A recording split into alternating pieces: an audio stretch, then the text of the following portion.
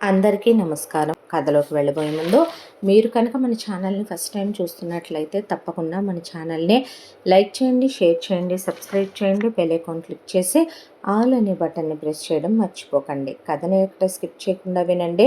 మరి కథలోకి వెళ్ళిపోదామా? నాగభూషణం, రత్నాంబ దంపతులకి తినటానికి ఉండటానికి ఆ భగవంతుడి దయ వల్ల పొలాల రూపేణ, స్థలాల రూపేణ, నగదు రూపేణ, బంగారం రూపేణ, ఏ విధంగా పెద్ద మండువా లోగిలి ఇల్లు రూపేణ ఏమీ తక్కువ కాకుండా అన్ని స్థిరచరాస్తుల్నే, పాడి పంటని అనుగ్రహించాడు ఆ పైనున్నవాడు. ఆ తరువాత వీళ్ళిద్దరి దాంపత్యానికి గుర్తుగా వీళ్ళకిద్దరు పిల్లలు పుట్టారు. మొదట పుట్టింది కొడుకు శంకర్రావు, ఆ తరువాత కూతురు కల్పన. ఇంకా పిల్లల్ని కనాలని రత్నాంబ ఇంటి నిండా ఒక 25 మంది పిల్లలైనా ఉండాలనుకుంది. కానీ ఆ భగవంతుడు రత్నాంబకి హెల్త్ ఇష్యూ రావటం, కూతురు కల్పన పుట్టిన తర్వాత గర్భసంచి తీసేయటం ఒకేసారి జరిగిపోయింది. ఆ తర్వాత కాలచక్ర ప్రవాహంలో రోజులు గడిచిపోతూ కొడుకు శంకర్రావును మాత్రం చదివించుకుంటూ వీళ్ళు కూతురికి ఇంటర్మీడియట్ అయిపోయి 18 ఏళ్ళు గవర్నమెంట్ లెక్కల ప్రకారం రాగానే కూతురికి ఒక సంబంధం చూసి పెళ్లి చేశారు. దగ్గరలోనే ఇచ్చుకున్నారు కూతుర్నే. ఆ తరువాత కూతురు అత్తారింటికి వెళ్ళిందే. కూతురికి వెళ్ళేటప్పుడు వీళ్ళు భారీగా పొలాలేనా, స్థలాలేనా, డబ్బులేనా, బంగారమేనా, లాంఛనాలేనా అన్నీ భారీగానే సమర్పించుకొని అత్తారింటికి పంపించారు. అల్లుడు గవర్నమెంట్ ఉద్యోగస్తుడు. ఇక కల్పన అత్తారింటికి వెళ్ళింది లగ్గాయితో. అలా ఉదయం నుంచి సాయంత్రం వరకు ఒకవైపున అత్త ఆడపడుచులు ఉన్న ఇంట్లో ఇచ్చుకున్నారు కూతుర్నే.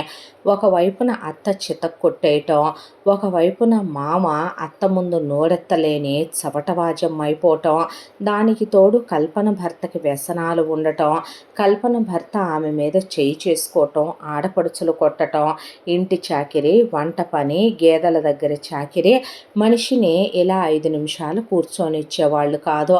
అంతా జరిగిన సాయంత్రానికి కల్పన మొగుడు మీద చేయగానే అన్నీ మర్చిపోవటం కల్పనకున్న పెద్ద బలహీనత. మొగుడంటే విపరీతమైనటువంటి కోరిక, మోజు, మోహం, వ్యామోహం.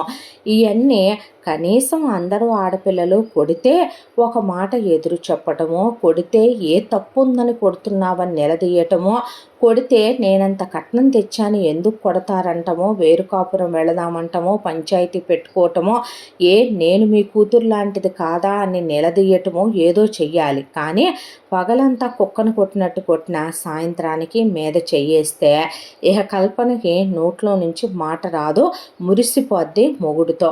ఇక ఆ తర్వాత కల్పన గర్భవతి కావటం, అత్త అబార్షన్ చేయటం, కల్పన గర్భవతి కావటం, ఆడపడుచు అబార్షన్ చేయటం, ఇలా వచ్చిన కడుపులు వచ్చినట్టు ఒక్క కడుపు నిలబడినివ్వకుండా కల్పన కడుపు ఎప్పటికప్పుడు కడుగుతూనే ఉండేవాళ్ళు అత్తింటి వాళ్ళు.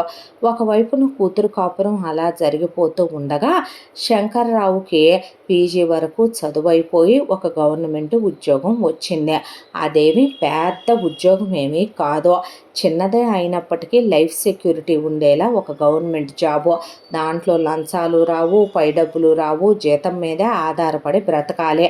కాకపోతే ఈఎస్ఐలు, పిఎఫ్లో ఓ మంచి జీతం, ప్రమోషన్లు, కాస్త మంచిగా పని చేసుకుంటూ వెళ్తే ఒక 10 ఏళ్లలో మంచిగా కెరియర్ ఉండేలాంటి ఉద్యోగమే అదే. శంకర్రావు ఆ ఉద్యోగంలో చేరిన వెంటనే కొడుక్కి పెళ్లి చేయాలనే దాంతో నాగభూషణం, రత్నాంబ కంకణం కట్టుకొని కొడుకు ఎవరిని ప్రేమించావా అని అడిగే సంస్కారం వీళ్ళింట్లో ఉండదు. ఎందుకంటే కొడుకైనా కూతురైనా వీళ్ళు చెప్పింది వినాల్సిందే, వీళ్ళు గీసిన గీత దాటకూడదు. ముఖ్యంగా కొడుకుని గడగడలాడించి భయంలో పెట్టుద్ది రత్నాంబ.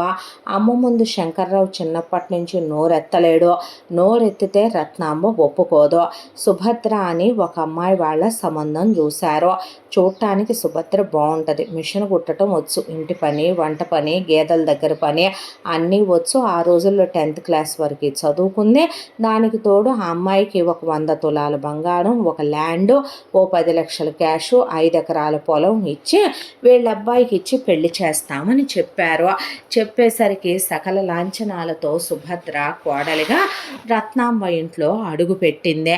శంకర్రావుకి రత్నాంబ జారీ చేసిన ఆంక్ష ఒక్కటే, పెళ్ళైన వెంటనే పిల్లల్ని కనకూడదనో, గవర్నమెంట్ వాడు కాండోమ్స్ ఇస్తున్నాడు కదా వాడదాం కదా అనో, పిల్లలకి గ్యాపులు ఉండాలనో, లేదు ఇద్దరినే కనాలనో అనుకుంటే చెప్పు తెగిపోద్దే.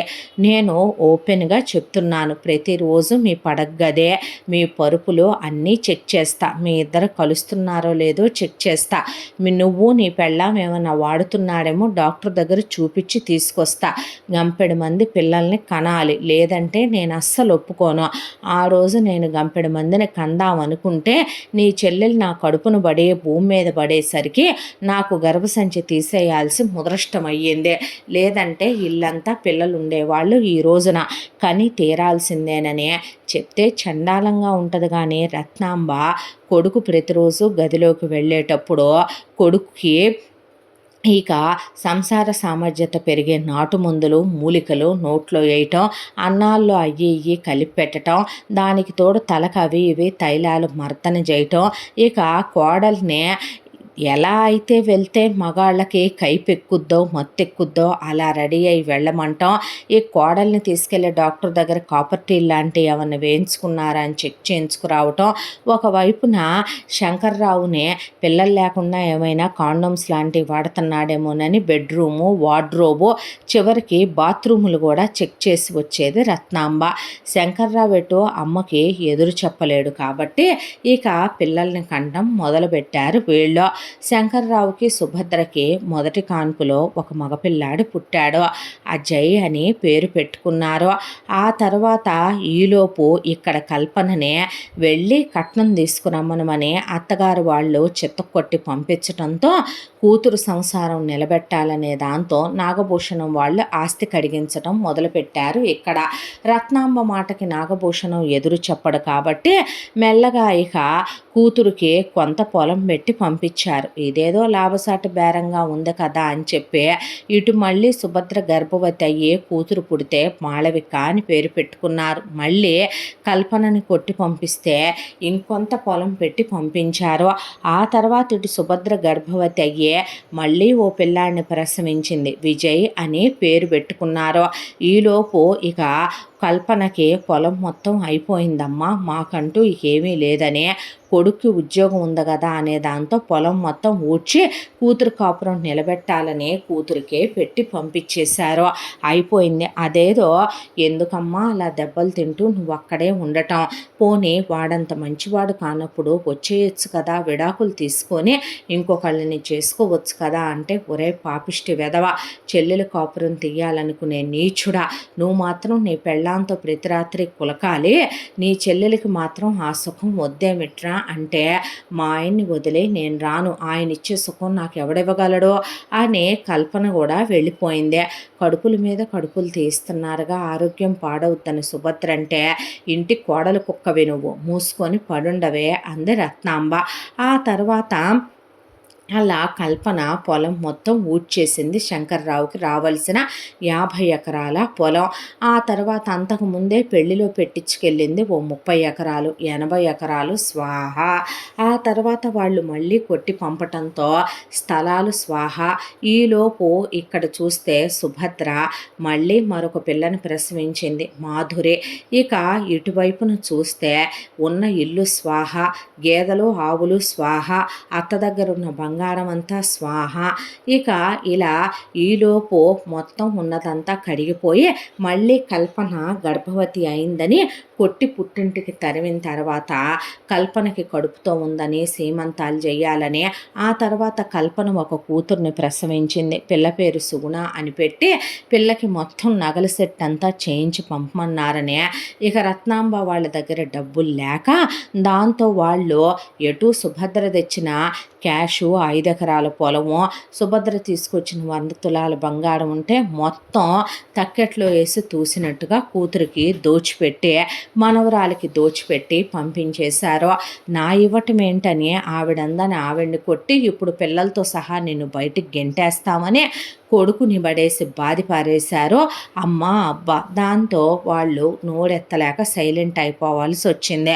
ఇలా కల్పన కూతురు నెత్తుకొని అత్తారింటికి వెళ్ళేసరికి చివరికి వీళ్ళకి ఉండటానికి ఇల్లు కూడా లేక అద్దెంట్లోకి మారిపోయిన తరుణంలో ఇక లాస్ట్కి మళ్ళీ కడుపుతో ఉంది సుభద్ర. కడుపుతో ఉంటే ఒకవైపున సుభద్రకి 5వ కాన్పు, దానికి తోడు నెలలు నిండటం మొదలైతే ఈలోపు ఇటు వాళ్ళు కల్పనని కొట్టి పిల్లని లాక్కొని పంపించి మీ అమ్మాయి తిరుగుబోద్దని చెప్తాము, మర్యాదగా మాకు ఇక మీరు ఎక్కడి నుంచి తెస్తారో ఏంటో లాస్ట్ అండ్ ఫైనల్ అమౌంట్ ఓ 25 లక్షలు ఇచ్చి పంపండి అంటే నాగభూషణం రత్నాంబ కలిసి కొడుకును కూర్చోబెట్టి నువ్వు వాలంటరీ తీసుకో, అలా నువ్వు వాలంటరీ తీసుకున్న డబ్బులు నీ పిఎఫ్ డబ్బులు అవి కాకుండా ఇక నా స్త్రీధనం ఉంది ఒక 2 ఎకరాలు అవి మొత్తం అమ్మి చెల్లెలికి ఇచ్చేద్దాం అని చెప్పింది రత్నాంబ. చెప్పిన తర్వాత ఇంకొకళ్ళైతే ఉన్నది మొత్తం ఊడ్చారు, నాకు రూపాయి ఉంచలేదు, పైగా నన్ను పిల్లల్ని కనమన్నారు, ఇప్పటికే 4 పుట్టేసున్నారు, నాకు 2 ఆడపిల్లలు 2 మగపిల్లలు, మళ్ళీ నా పెళ్ళాం కడుపుతో ఉంది, వెరస 5 అయ్యేలా ఉన్నారు, ఎలా పోషించాలని అడగాల్సింది పోయే శంకర్రావు తన అసమర్థతతో నోరెత్తకుండా అమ్మా నాన్నలకు ఎదురు చెప్పకుండా విఆర్ఎస్ తీసేసుకున్నాడు. దాంతో ఎక్కడ వాళ్ళు అక్కడ హతాశులైపోయారో అది విన్న అత్తింటి వాళ్ళు కూడా మొత్తం ఊడ్చి అమ్మా నాన్నల చేతిలో పోస్తే వాళ్ళు మిగతాయి కూడా ఊడిసేసి 25 లక్షలు కూతురికిచ్చి పంపించిన తర్వాత అలా కూతురు వెళ్ళిందో లేదో ఈలోపు మళ్ళీ కూతురికి కడుపు వచ్చేసరికి అత్తంటి వాళ్ళకు ప్రాణం ఇసుకుపుట్టి కూతురికి 4 నిద్ర మాత్రలు వేసి బావిలో దోసేశారు. కల్పననే తోసేసేసరికి పోయిన 80 ఎకరాల పొలం, అన్ని స్థలాలు, అంత బంగారం, వెండి, లాంఛనాలు, డబ్బు ₹1 వెనక్కి రాకపోను. వీళ్ళిద్దరూ వెళ్ళి శవాన్ని అలా పడుకోబెట్టి పక్కన కూర్చొని మీ అమ్మాయి శవాన్ని మీరే తగలేయించుకోండి అంటే మాట్లాడకుండా చివరికి సుభద్ర మెడలో ఉన్న తాళి గొలుసు పెట్టి కల్పనని తగలేయించాల్సి వచ్చింది. ఆ తర్వాత పిల్ల పుట్టిన సుగుణని మేము ఇవ్వము, పిల్ల మా దగ్గరే ఉంటుంది, పిల్లకు సంబంధించినటువంటి గవర్నమెంట్ స్కూల్కే పంపుతాం, కానీ దాని తిండి ఖర్చుకి నెలకు ఒక 3,000, అలాగే దాని బట్టల ఖర్చుకు సంవత్సరానికి ఒక 5,000, ఇవన్నీ మీరే పంపించుకోవాలి, మధ్యలో దాని చదువుకి ఏదన్నా 1,000-2,000 అవసరమైతే అని చెప్పి కల్పన 10వ రోజు దినం అలా అయిపోయిందో లేదో కల్పన మొగుడు ఇంకో దాన్ని పెళ్లి చేసుకోవటం కూడా అయిపోయిందే. కూతురు పోయిందనే దిగుల్లో నాగభూషణం వచ్చి మంచం పట్టి ఇక శంకర్రావుని అప్పులు పాలు చేసి మంచాన పడి హాస్పిటల్ చుట్టూ తిప్పి పైకి పోయాడు. ఇది ఎలా ఉంది అనే లోపు మొగుడు పోయాడని రత్నాంబ పోతూ నీ చెల్లెలు కూతురుని అన్యాయం చేయబాకరా, నీ చెల్లెలు కూతురుని అన్యాయం చేస్తే నువ్వు నీ పిల్లలు నాశనం అయిపోతారని శంకర్రావుని భయపెట్టి మరి రత్నాంబ పైకి పోయింది. అమ్మా నాన్నల కోసమని అప్పులు పాలైపోయాడు శంకర్రావు. ఇవన్నీ చూసి ఒకవైపున ఇంట్లో ఒక పూట తినటానికి ఉంటే తినటానికి లేక కట్టుబట్టలతో మిగిలిపోయినట్టు అయిపోయి ఇంట్లో సామాన్లు అమ్ముకొని తినే స్థితికి వచ్చి కడుపుతో ఉన్న సుభద్రకి విపరీతంగా బీపీ పెరిగిపోయింది. తీసుకెళ్ళి హాస్పిటల్లో జాయిన్ చేస్తే డాక్టర్స్ ఆవిడకి డెలివరీ చేస్తే 7వ నెలలోనే పిల్లాడు పుట్టాడు. పుట్టిన పిల్లాడికి 2 కాళ్ళు ఆవిడొచ్చేసి చచ్చుపడిపోయే. ఇప్పుడు చేస్తే ఆపరేషన్ 10 లక్షలండి, పెద్దయ్యాక చేస్తే 25 లక్షల నుంచి 30 లక్షల దాకా అవ్వచ్చు, మీ ఇష్టం అంటే ఇప్పుడు ఆపరేషన్ చేయించేంత స్తోమత ఎక్కడుంది వాళ్ళకి.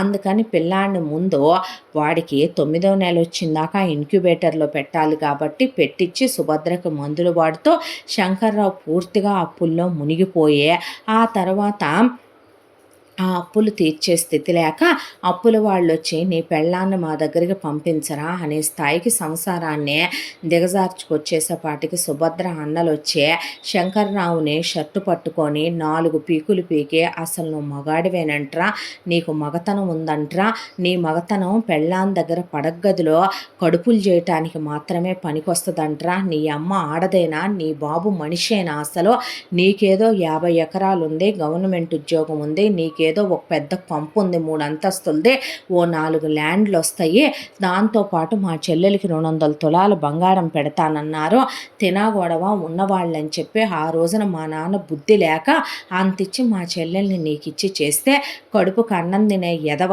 ఎవడైనా సరే అమ్మకి ఆమ్యామ్య అంట, నాన్న కాళ్ళ కింద ఎవడైనా ఉంటాడా, నీకంటూ ఒక ఉద్యోగం ఉంది, నీ ఆస్తిలో వాటా నువ్వు పెట్టించేసుకొని నీ పెళ్ళాన్ని తీసుకొని నువ్వు వచ్చి వేరు కాపురం పెట్టుకోవద్దా, ఏం మగతనం రానిది, మేము ఉంటున్నాం మా అమ్మ బాబుల కింద, మా వాటాలు మేము ఏ రోజో పెట్టించుకొని పక్కకు తప్పుకొని మేము ఉద్యోగాలు చేసుకోవట్లేదా, పోనీ అక్కడే ఉన్నావు అనుకుందాం, నీ అమ్మా బాబులు మొత్తం ఊడుస్తున్నప్పుడు కళ్ళకు కనపడింది కదా, వాళ్ళు అలా ఊడ్చేటప్పుడు నాకు హక్కు ఉందని కోర్టుకు వెళ్తానని నీ వాటా నువ్వు పెట్టించుకోవాలిగా, అలాగూ కాదో, పోనీ కనీసం అదేదో పోయింది, మా చెల్లెలకి మేం పెట్టింది ఊడ్చే హక్కు నీకెవడిచ్చాడ్రా, అది ఊడ్చేసావో, ఎవడైనా మగాడనేవాడు ఉద్యోగం మానేస్తాడంట్రా, అసలు ఏం మగతనం రానిదే, చిన్నదో పెద్దదో ఒక గవర్నమెంట్ ఉద్యోగం ఉందే, మరి ఎందుకు కన్నావురా 5గురిని, ఒక కాండం వాడటం చేతగాక కన్నావా, గర్భనిరోధక మాత్రలు వాడటం నువ్వు చేతగాక కన్నావా, పనికి మాలిందానా, ఎవడి మీద వదిలేద్దామని కన్నారా పిల్లల్ని అని వాళ్ళకు అసహ్యం వేసి శంకర్రావు సైలెంట్గా కూర్చుంటే ఆ అప్పుల వరకు వాళ్ళు తీర్చి ఆ డెలివరీకి ఆ పిల్లాడిని ఇంక్యుబేటర్లో పెట్టినందుకు అంతవరకు వాళ్ళు పెట్టి థూ అని కాండ్రిచ్చి ఉమ్మూసే అక్కడి నుంచి వాళ్ళు వెళ్ళిపోయారు. ఆ తర్వాత శంకర్రావు ఓ ప్రైవేటు ఉద్యోగం చూసుకొని ఒకవైపున సాయంకాలం పూట ట్యూషన్లు చెప్పుకుంటూ సుభద్ర మిషన్ కుట్టుకుంటూ ఓ చిన్న గుడిసె లాంటి ఇంట్లోకి మారింది వీళ్ళ ఫ్యామిలీ.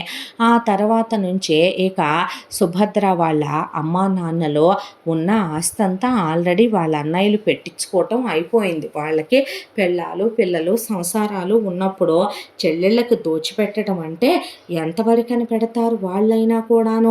సుభద్ర ఒకవైపున ఆ మిషన్ కుట్టించుకోవటానికి వచ్చిన వాళ్ళ దగ్గర ఆ ముక్క ఈ తొక్క మిగిలితే అవి పెట్టి పిల్లలకు గౌన్లు కుట్టడం, మగపిల్లలకు చొక్కాలాగులు కుట్టడం, సుభద్ర తల్లిదండ్రులు పెన్షన్ డబ్బులు వస్తే అవి వాళ్ళు వాడుకోను మిగిలిన డబ్బులు తెచ్చి సుభద్రకు సరుకులు వేయించడం, బియ్యం వేయించడం, ఒకవైపున వస్తూ సుభద్ర అన్నపెళ్ళాల చీరలు అడుక్కొని తీసుకొచ్చి సుభద్రను కట్టుకోమనిచ్చే తప్పుగా అనుకుంటావేమో అల్లుడు, అబ్బాయిల బట్టలున్నాయి వేసుకుంటావా అంటే ఇవాళ నా బ్రతుక్కే వీధిలో గుడ్డలిప్పుకొని తిరగటం కన్నా సుభద్ర అన్నలే వేసుకోవటమే నయంలే నా బావుమరుదులే అనే శంకర్రావు నోరు మూసుకొని సుభద్ర అన్నలయ్యే వేసి తీసేసిన పాత బట్టలు వేసుకోవటం, సుభద్ర అన్న పిల్లల బట్టలు తీసుకొస్తే అవి సుభద్ర పిల్లలకి వేయటం, పెద్దోడు వాడింది రెండోవాడు వాడింది మూడోవాడు, పెద్ద కూతురు వాడింది రెండో కూతురు, ఇలా వాడుకుంటూ రావటం. ఒకవైపున అవిటి పిల్లాడినే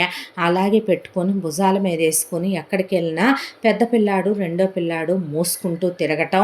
ఒకవైపున ఇలా రోజులు గడిచిపోతూ తిండి తినాలన్నా బ్రతకాలన్నా కూడా కష్టమైపోయే స్టేజ్కి వచ్చేసారు. సుభద్ర అన్నలు ఒక్కటే మాట అడిగారు సుభద్రని శంకర్రావుని, అంతా పెట్టారు బానే ఉందే, ఏమైనా అది అంతా దోచుకెళ్ళింది పుట్టింటి మీద పడి, అందుకు కాదా నీ చెల్లెలు కుక్క సాగు వచ్చిందే, పగలల్లా మొగుడు కొట్టినా తిట్టినా రాత్రికి వాడు పడగదిలోకి వస్తే చాలనుకునే ఆడవాటికి ఇలాంటి గతి కాదా ఉండేదే, పుట్టింటి దగ్గర నుంచి మొత్తం ఊడ్చుకుపోయిందే, 80 ఎకరాల పొలం, 7-8 ల్యాండ్లు, అంత బంగారం, ఇల్లు వాకిళ్ళు డబ్బులు మొత్తం దోచుకెళ్ళి అదేమైనా బతికిందా, ఒకదాన్ని కని మరి కుక్క సాగు వచ్చింది అనే వాళ్ళు నానా తిట్టిపోయారు. ఒకవైపున ఇదిలా ఉంటే వీళ్ళు తిన్నా తినకపోయినా వీళ్ళు పస్తులే ఉన్నా ఏం చేసినా ప్రతి నెల ఒకవైపున కల్పన కూతురు కోసం 3000 అకౌంట్లో వెయ్యాలి, దానికి తోడు ఆ పిల్లని వాళ్ళు ఇంట్లో పాచి పని చేయించుకోవటానికి, ఇంటి పని వంట పని చేయించుకోవటానికి జీతం భత్యం లేని పని మనిషిలాగా దాన్ని అక్కడ ఉంచుకొని గవర్నమెంట్ స్కూల్కి పంపిస్తున్నారు కాబట్టి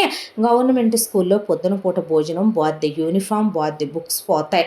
ఇక వీళ్ళు పంపిన డబ్బులు కూడా వాళ్ళు దిగతినేవాళ్ళు అక్కడ.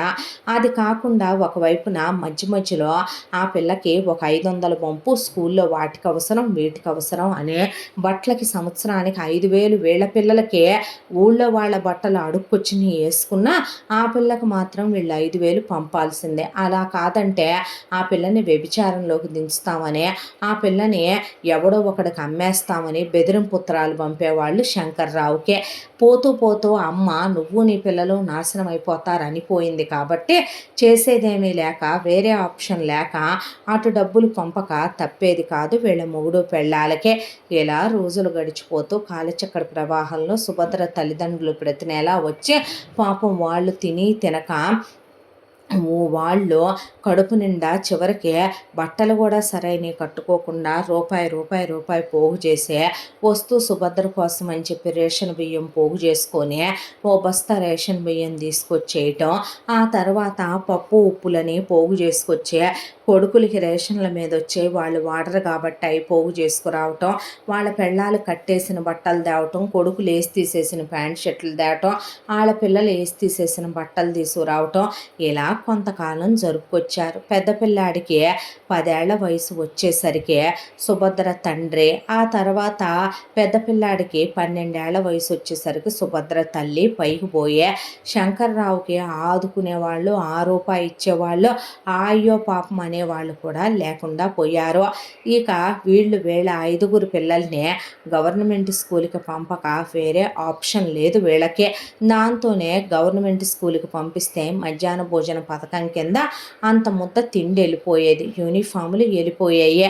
ఆ తర్వాత ఫ్రీ బుక్సే కాబట్టి పిల్లలు చదువుకునేవాళ్ళు. అంతా దాంట్లో కాస్త పెద్ద పిల్లాడిని కష్టమో నిష్ఠూరమో అప్పో సప్పో చేసి చదివిస్తే సుభద్ర ఆ తర్వాత వాడే కాస్త మిగతా పిల్లల్ని అందుకోవటానికి ఉపయోగపడతాడంటే నవ్వాలో ఏడవాలో ఆమెకు అర్థమయ్యేది కాదు. ఇలా కాలచక్ర ప్రవాహంలో రోజులు గడిచిపోతూ సంవత్సరాలు గడిచిపోతూ పిల్లలు పెరిగి పెద్దవాళ్ళు అయ్యారు. పిల్లలకి ఒకళ్ళకి మరొకళ్ళకి వయసులో కొంత గ్యాపులు కూడా ఉన్నాయి. ఇక కాలచక్ర ప్రవాహంలో పిల్లలు ఎటు పెరిగి పెద్దవాళ్ళై పెద్దబ్బాయి 10th అయిపోయి ఇంటర్ అయిపోయి ఎంసెట్లో ర్యాంక్ వచ్చింది కాబట్టి అప్పో సప్పో చేసి అనుకున్న ప్రకారం పెద్దవాడిని ఇంజనీరింగ్ కాస్త పెద్ద కాలేజీలో జాయిన్ చేద్దాం, కోడింగు అవి కూడా బయట నేర్పిద్దాం అనే దాంతో శంకర్రావు నానా తిప్పలు పడి తల తాకట్టు పెట్టి అప్పు చేసి మరీ పెద్ద పిల్లాడిని కాలేజీలో జాయిన్ చేశాడు. అలా కాలేజీకి వెళ్ళినటువంటి పెద్దబ్బాయి కాలేజీకి వెళ్ళిన మొదటి రోజునే ఆ కాలేజీలో ఒక అమ్మాయిని చూశాడు. ఆ చూసిన అమ్మాయి అనుకోకుండా ఇద్దరిదే ముందు కళ్ళు కలిశాయి, తర్వాత పరిచయం, ఆ తర్వాత స్నేహం, ప్రేమించుకోవటం మొదలుపెట్టారు. బీటెక్ ఫైనల్ ఇయర్కి వచ్చిన తర్వాత బీటెక్ కంప్లీట్ అయిపోగానే ఇక లాస్ట్ ఎగ్జామ్స్ ఉన్నాయనగా ఆ అమ్మాయితో ఒక మాట చెప్పాడు కూర్చోబెట్టి అజయ్. నా మీద మా ఫ్యామిలీ రెస్పాన్సిబిలిటీస్ ఉన్నాయి, ఎటు మీది మాది ఒక క్యాస్ట్ కాదు, అయినా నేను మా అమ్మా నాన్నని ఒప్పిస్తాను, నువ్వు మీ అమ్మా నాన్నని ఒప్పించు, అలాగే మీ వాళ్ళు డౌరీ ఇవ్వలేరు, మా ఇంట్లో డౌరీ ఎక్స్పెక్టేషన్స్ లేవు, నేను మాట్లాడతాను. ఇక నా విషయం గురించి చెప్పాలంటే మా నాన్న ఒక ప్రైవేటు ఉద్యోగం చేస్తూనే ఇప్పటి వరకు మా కుటుంబాన్ని పోషిస్తున్నాడు. మా తాత నానమ్మ ఒకప్పుడు మాకు చాలా ఆస్తులు ఉండేవి. మా మేనత్త కల్పన ఇలా మొత్తం ఉన్నదంతా ఊడ్చేసి చివరికి పైలోకానికి చేరుకుంది. వాళ్ళమ్మాయి సుగుణ రెస్పాన్సిబిలిటీ కూడా ప్రస్తుతం మా అమ్మా నాన్నే చూస్తున్నారు. తన పెళ్ళయ్యేంత వరకు తన రెస్పాన్సిబిలిటీ కూడా మాదే. వెరసి ఇప్పుడు నాన్న చేసేది ప్రైవేట్ ఉద్యోగం, అమ్మ టైలరింగ్ చేస్తోంది. ఇక నాకు 2 చెల్లెళ్ళు, మాలవిక, మాధురి, 2 తమ్ముళ్ళు, విజయ్, సుజయ్. నేను ఇప్పుడు నేను ఉద్యోగం చేసే నా కుటుంబాన్ని పోషించాలి. నా జీతంతో పాటు నువ్వు కూడా ఉద్యోగం చేస్తే నీ జీతం కూడా కొంత ఫ్యామిలీకి హెల్ప్ అవుద్ది. ఇద్దరం నువ్వు ఎటు స్కాలర్షిప్ బేస్ మీద దాంతోపాటు మెరిట్ మీద వచ్చావు. నాకు మాత్రం మా నాన్న అప్పు చేసి ఫీజు కట్టి దాంతోపాటు మెరిట్ మీద వచ్చాను నేను.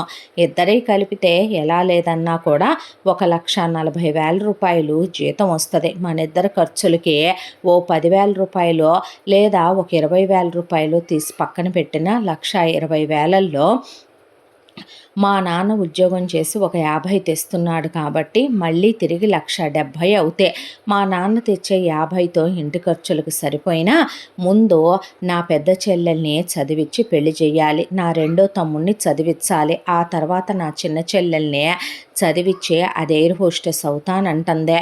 ఆ విషయం ఏంటో చూసి దానికి పెళ్లి చేయాలి. నా ఆఖరి తమ్ముడికి ఓ 25,00,000 దాకా అవుతాయంట. ఆపరేషన్ చేయించాలి. నాన్న ఎన్నాళ్ళు ఆ ఉద్యోగంలో ఉంటాడో తెలియదు. అమ్మని మిషన్ కుట్టడం మాన్పించాలి.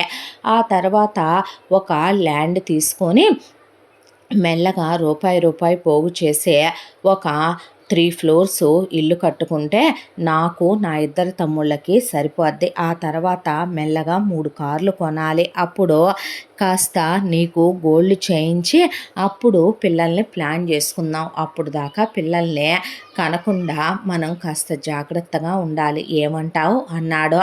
అనేసరికి ఆ అమ్మాయి చెప్పింది మొత్తం విన్నదే. విని ఫైనల్ ఎగ్జామ్స్ అయిపోయిన దాకా సైలెంట్గా ఊరుకుందే.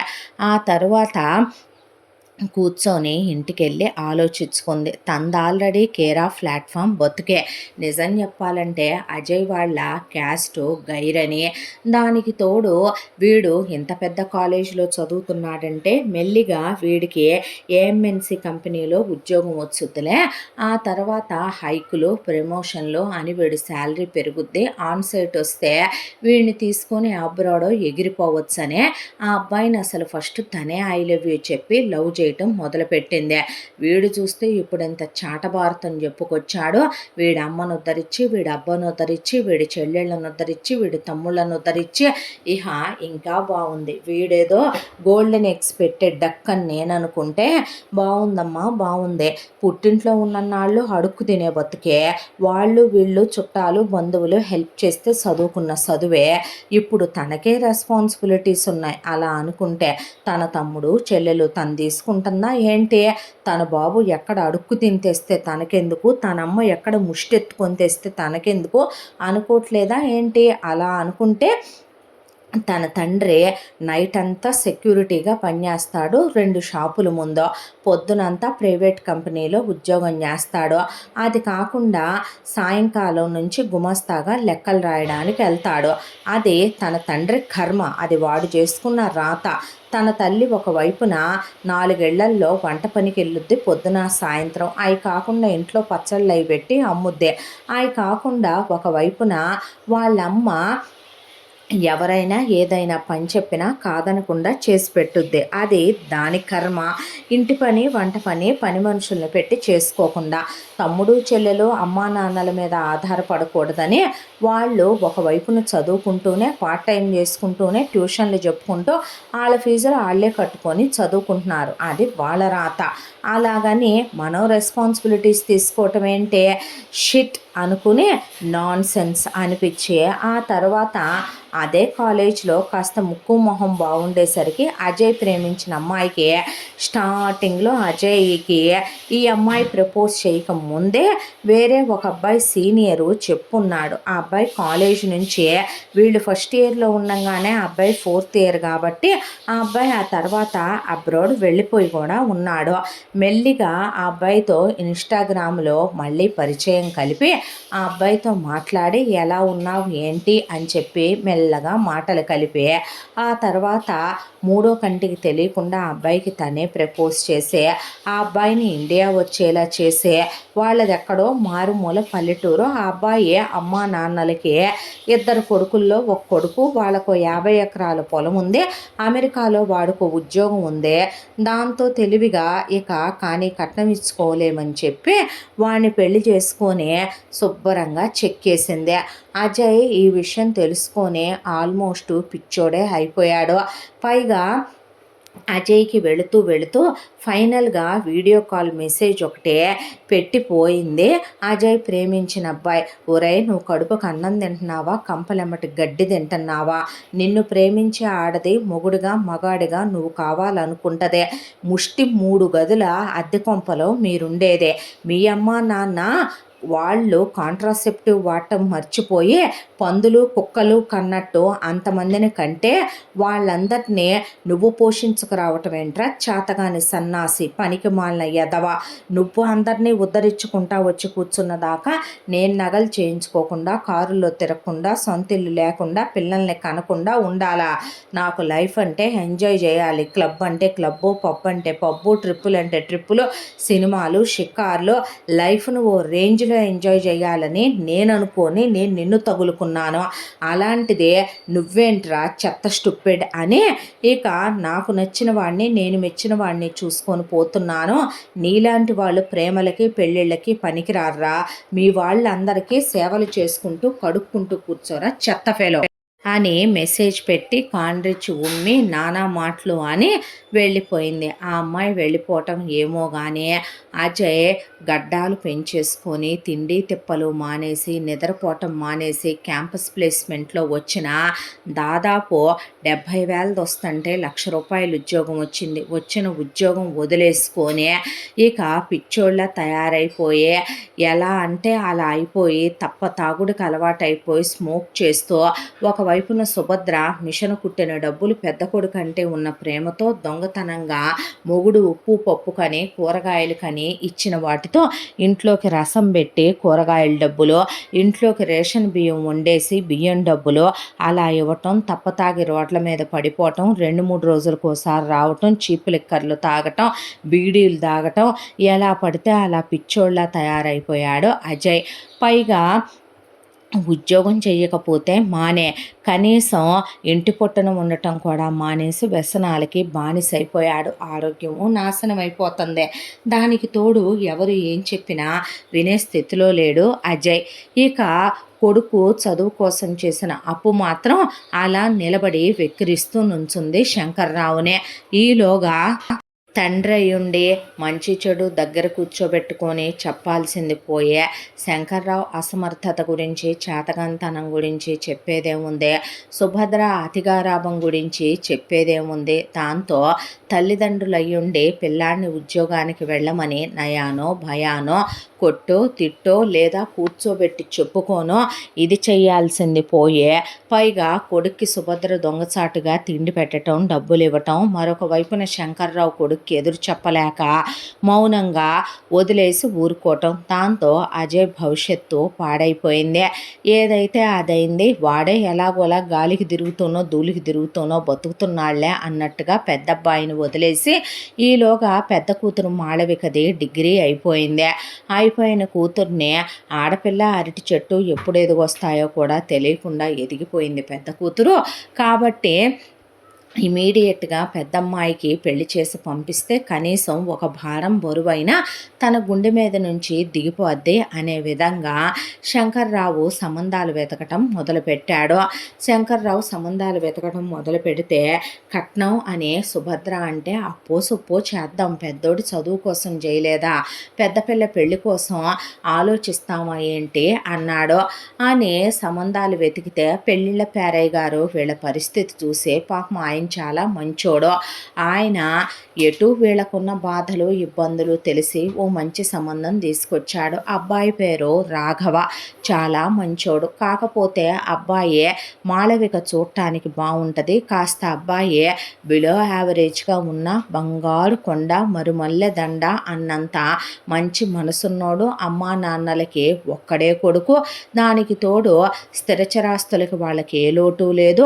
వాళ్ళ నాన్నది గవర్నమెంట్ ఉద్యోగం, వాళ్ళకి పొలాలున్నాయి, 4 అంతస్తుల ఇల్లుంది, స్థలాలున్నాయి, బయట కొన్ని షాపులు అద్దెకిచ్చుంచారు, బయట ఇంకోటి 6 పోర్షన్ల ఇల్లు, ఒకటి 10 పోర్షన్ల ఇల్లు అద్దెల మీద నడుస్తుంది. వాళ్ళ నాన్నకి బాగా పై డబ్బులు వస్తాయి. పిల్లాడికి ఆస్తమా ఉండటం వల్ల డైలీ పిల్లాడు స్కూల్కి కాలేజీకి రెగ్యులర్గా వెళ్ళి చదువుకోలేకపోవటం వల్ల ఇక డిగ్రీ పీజీ వరకు చెప్పించి రాఘవ వాళ్ళ నాన్నకి ఉన్న ఇన్‌ఫ్లుయెన్స్‌తో వాళ్ళని వీళ్ళని పట్టుకొని కాస్త ఎలాగోలా రికమెండ్ చేయించి రాఘవకి నెలకో ₹1,00,000 ఉద్యోగం ఏయించుకున్నాడాయన. వాళ్ళది చాలా పెద్ద 4 అంతస్తుల ఇల్లు. ఎవ్వరికీ అద్దెలకు కూడా ఇవ్వలేదు. ఇంట్లో పనివాళ్ళు, వంటవాళ్ళు అందరూ ఉంటారు. ఇంటి ముందు కార్లుంటాయి. ఆ అబ్బాయికి ఆస్తమా ఉందనే దాంతో ఎక్కడికక్కడ ఎయిర్ ప్యూరిఫైయర్‌లు, వాటితో పాటు హెల్తీ డైటు, దాంతో పాటు ఇక కొడుకు కోసమని ఇంత డస్ట్ కూడా లేకుండా ఇల్లు ఎప్పుడూ రోబో క్లీనర్స్ తిరుగుతూ చాలా శుభ్రంగా ఉంటుంది.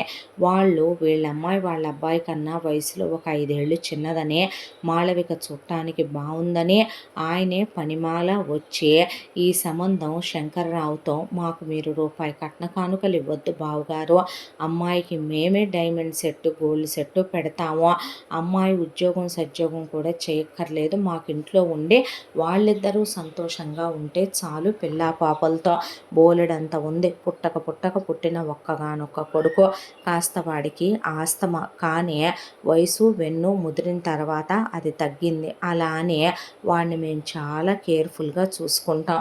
ఇప్పటికీ గోరువెచ్చటి నీళ్ళే పట్టడం కానివ్వండి, వేడి వేడి ఆహారం పెట్టడం కానివ్వండి, చల్లటి ప్రదేశాలకి తిప్పకపోనివ్వటం కానివ్వండి, పిల్లాన్ని చాలా జాగ్రత్తగా చూసుకుంటాం. అమ్మాయి కూడా అంతే జాగ్రత్తగా చూసుకుంటుందని నేను ఒకటి నమ్ముతాను. కూతుర్ని ఉన్నింట్లో ఇచ్చుకో, కోడల్ని లేనింట్లో తెచ్చుకో అని.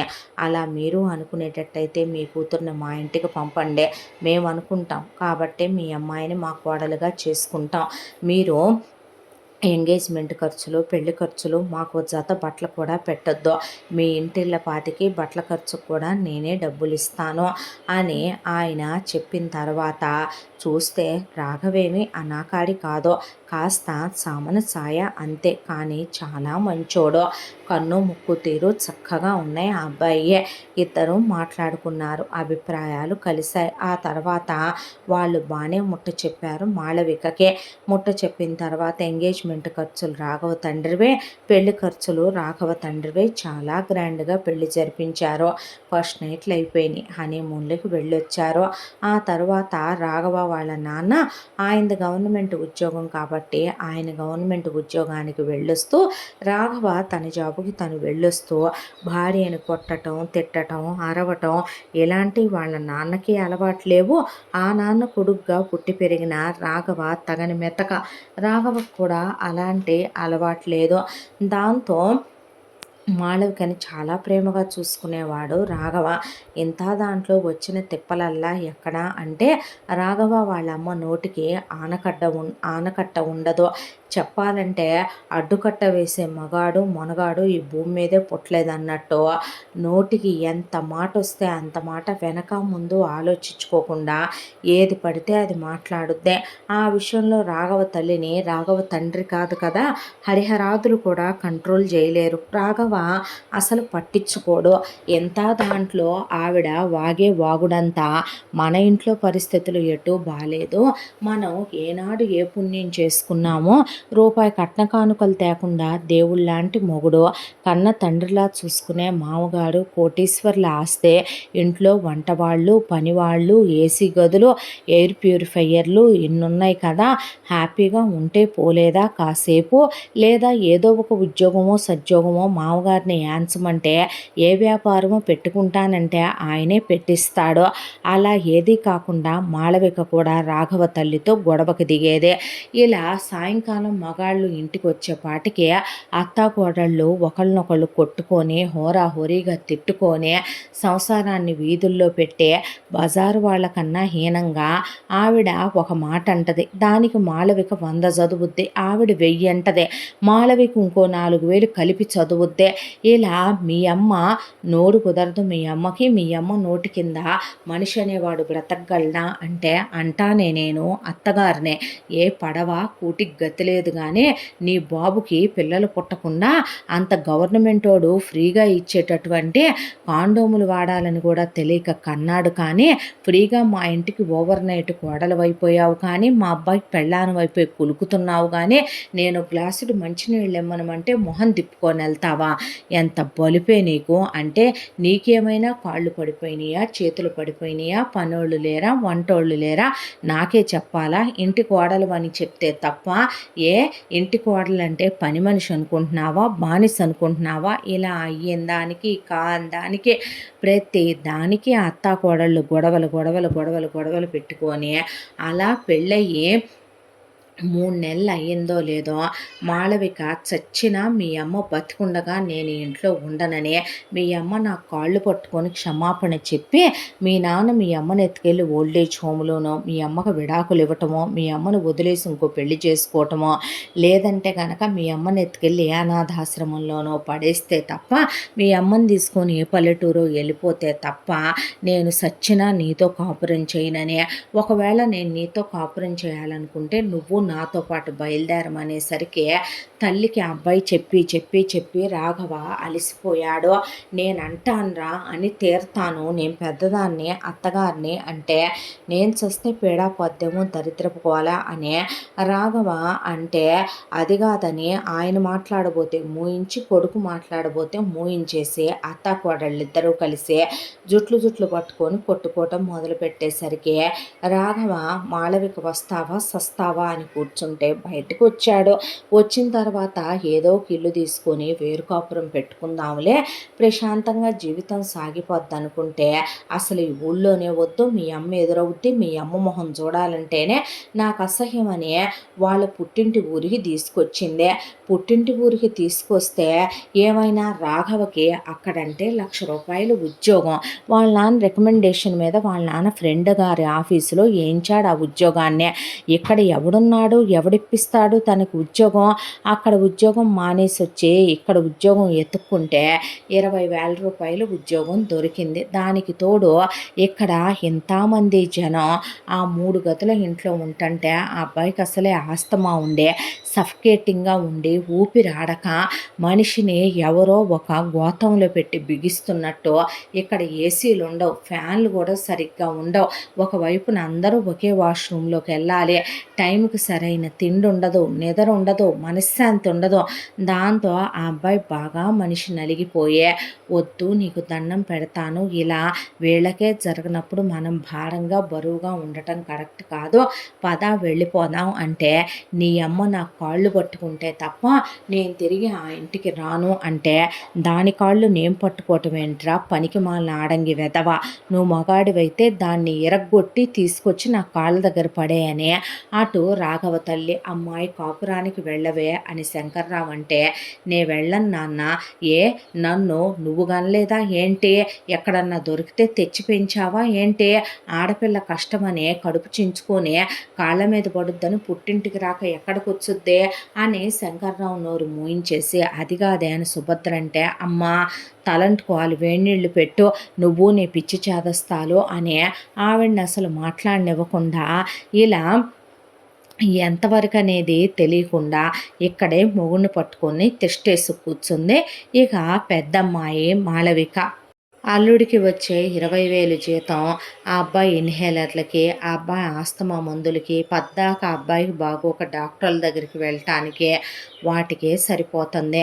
పోనీ వాళ్ళ నాన్నన్న డబ్బులు అడుగుదామని ఫోన్ చేస్తే మాళవిక అత్తతో గొడవ పెట్టుకొని వచ్చింది కాబట్టి ₹1 వాడికి ఇచ్చినా నేను ఒప్పుకోనని ఒకవైపున రాఘవ తల్లి ఫోన్ చేస్తే నానా మాటలు అని వాళ్ళ నాన్నని రూపాయి ఇవ్వనివ్వకుండా చేసేసి ఒకవైపున ఆవిడ బిడాయించు కూర్చుంది. అది ఇవ్వకపోతే ఏమి బతకమా, నా పుట్టింటోళ్ళు అంత ముద్ద పెట్టరా అని మాళవిక ఒకవైపున రాఘవ నోరు మూయించేసింది. చెప్పి చెప్పి తల బద్దలైపోతున్న రాఘవ ఇక మౌనం వహించేసి రోజు బాధపడేవాడు. మనకే ఒకవైపున నానా ఇదిగా ఉంటే మనం పక్కన వాళ్ళ మీద పడి తింటాం ఎంతవరకు న్యాయం. ఇంట్లో ఒకవైపును చూస్తే పెద్దబావు మరిది చదువుకొని ఉద్యోగానికి వెళ్ళడం, మరొక వైపును చూస్తే మామగారు ఒక్కడి జీతం మీద ఇల్లు గడవాలి, తను సాయం చేద్దామంటే రూపాయి లేదు. రాఘవకి చాలా ఇబ్బందిగా అసహ్యం అనిపించి చాలా బాధగా కూడా ఉండేది. మనం ఒకళ్ళకి భారంగా బరువుగా బ్రతకూడదు, పద్ధతి కాదు మాళవిక, వెళ్ళిపోదాం పదా అంటే నేను చచ్చినా రాననేదే.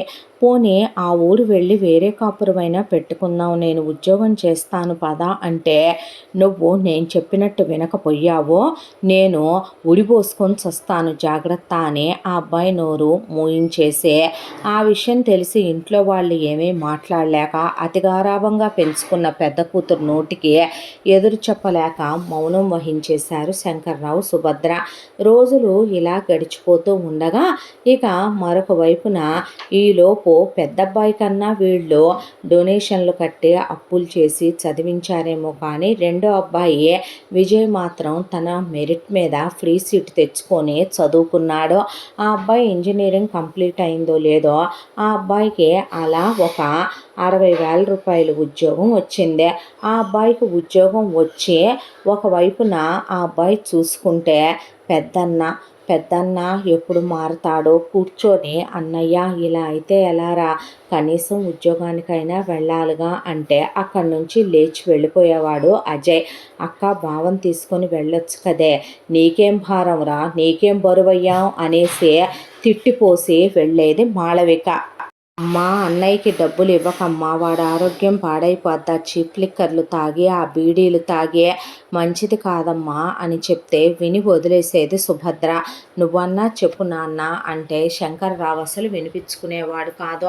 ఇక ఆ అబ్బాయి జీతం అలా వచ్చేదో లేదో అందులో నుంచి తన ఖర్చులకి ఛార్జీలకి కలిపి ఆ అబ్బాయి ఒక 5,000 ఉంచుకొని జీతం తెచ్చి ఇంట్లోనే ఇచ్చేవాడు. ఇంట్లో ఏమన్నా ఒకళ్ళ ఇద్దరా మంది పెరిగితే మజ్జిగ పలసనవుతాయనే, బిడ్డ పెరిగితేనే ముద్ద పెరుగుద్ది గుడ్డ పెరుగుద్ది అనే పెద్దవాళ్ళు ఖర్చు పెరుగుద్దని చెప్తూ ఉండే సామెత. అలాంటిది ఒకవైపున కరెక్ట్గా ఆ అబ్బాయికి ఉద్యోగం వచ్చిందో లేదో శంకర్రావుకి ఉద్యోగం పోయిందే. ఉద్యోగం పోయిన శంకర్రావుకి అంతకుముందు 50,000 వచ్చేది కాస్త వయసు అయిపోవటం ఒకటే, దాంతో ఈ మధ్య కాస్త రోగాలతో హుషారు తగ్గటం, కంటి చూపు తగ్గటంతో వేరే చోట ఎక్కడా ఉద్యోగం దొరక్క ఒక చోట ఒక 10,000 రూపాయల ఉద్యోగం లెక్కలు రాయటానికి దొరికింది ఒక సూపర్ మార్కెట్లో. ఇక శంకర్రావుదే వచ్చే 50,000 సంపాదన కాస్త 10,000కు పడిపోయిందే. సుభద్ర మిషన్ కుట్టి ఒకవైపున కళ్ళు కనపడకుండా పోయే, ఏళ్లల్లో సూదులు దిగిపోయే, మోకాళ్ళు అరిగిపోయి సుభద్ర మిషన్ కుట్టలేక మిషన్ అటకెక్కి కూర్చొని ఆ వచ్చే సంపాదన పోయిందే. ఇక అటు చేసి ఇటు చేసి అటుకూడి ఇటుకూడి సంసారం బాధ్యత అంతా విజయ్ మీద పడిపోయిందే. విజయ్ మీద పడిపోయి ఒకవైపున నాన్న తెచ్చే 10,000 చెప్పాలంటే అమ్మా నాన్న మందులకే సరిపోతాయి. ఒకవైపున అమ్మా నాన్నని, ఒకవైపున అన్నయ్యని, ఒకవైపున పెద్దక్క బావని, ఒకవైపున తన్ని చెల్లెళ్ళని తమ్ముళ్ళని ఇంతమందిని చూసుకొని కుటుంబాన్ని పోషించుకురావాలి. జీవితం ఏంటో ఆ అబ్బాయికి అర్థం కాక ఒకవైపున చెల్లెలు ఇంజనీరింగ్లో ఉందే, మళ్ళీ తమ్ముడిని చదివించుకుంటా రావాలి వెనకమాల. అసలు సంసారం ఎలా నడుపుకు రావాలిరా భగవంతుడా అని ఒక్కొక్క క్షణం దుఃఖం వేసేదే. దుఃఖం వేసి ఆఫీస్లో ఎవరైనా ఫ్రీలాన్సింగ్ చెప్తే అది చేసి పెట్టేవాడు. అలా వచ్చే 4 రూపాయలు, ఓవర్ టైంలు చేసే 4 రూపాయలు అవి కాక ఇక ఒకవైపున బయట హోమ్ ట్యూషన్స్ చెప్పడానికి వెళ్ళేవాడు. అలా వచ్చే 4 రూపాయలు ఇంటి కింద ఖర్చు కాస్త కూస్తా అక్క కూర్చున్న చోట నుంచి కదలదో. ఇంటి పని వంట పని మొత్తం వాళ్ళమ్మ చూసుకోవాల్సిందే. పైగా బావని నోరెత్తనివ్వదు. అమ్మే అలా అక్కని చెల్లిని అతిగారాభం చేసిందే. ఇంతటితో ఈ కథ మొదటి భాగం పూర్తే. మీరు ఈ కథలో ఏ పార్టు మిస్ కాకండి. రెండో భాగంతో మళ్ళీ మీ ముందుకు వస్తాను.